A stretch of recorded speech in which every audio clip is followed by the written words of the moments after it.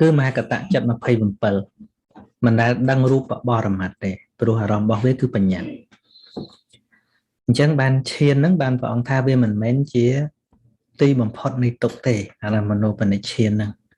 ព្រោះវាបានដឹងត្រៃលក្ខប៉ុណ្ណោះហើយគុណធម៌ឈានហ្នឹងអត់មានពុទ្ធក៏គេសម័យដែរឲ្យតែចិត្តហ្នឹងក្រៀកចាកកាមក្រៀកចាកក្តីអាល័យអីផ្សេងទៅហើយឧបនិស្ស័យជាអ្នកវឹកហាត់ចិត្តផងហ្នឹងហើយអញ្ចឹងបានយើងឃើញជាដកដ៏ច្រើននៅពេលដែលអត់មានពុទ្ធត្រាស់សម្បូរតាបោះ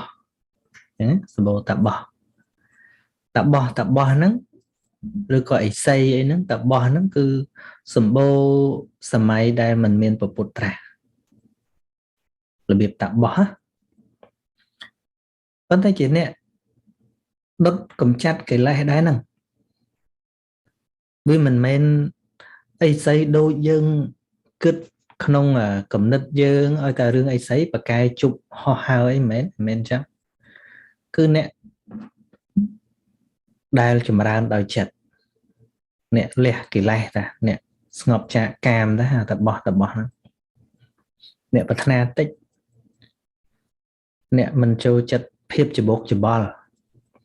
ប៉ុន្តែយើងឲ្យតែលឺអីស្អីគឺនិយាយតែរឿងប្រកែជប់ហ្នឹងមកវាខុសរឿងប៉ុន្តែតបោះនោះมันអាចរួចផុតទុកបានมันអាចលះកិលេសបានដោយសារអីដោយសារជាប់ត្រឹមឈានហ្នឹងឯងត្រឹមមហកតៈចិត្តណា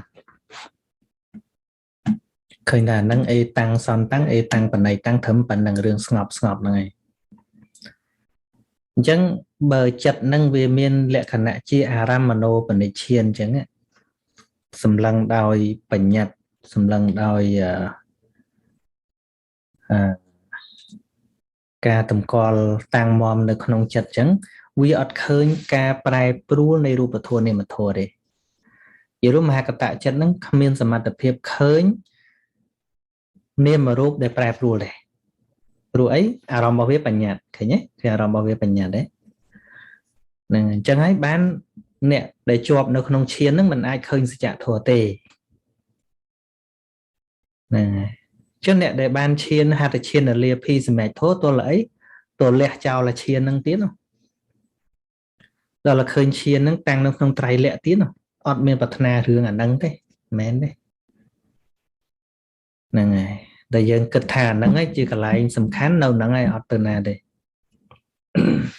មិនអាចយល់ច្បាស់អញ្ចឹងទៅបានវាទល់តែបញ្ញាកើតឡើង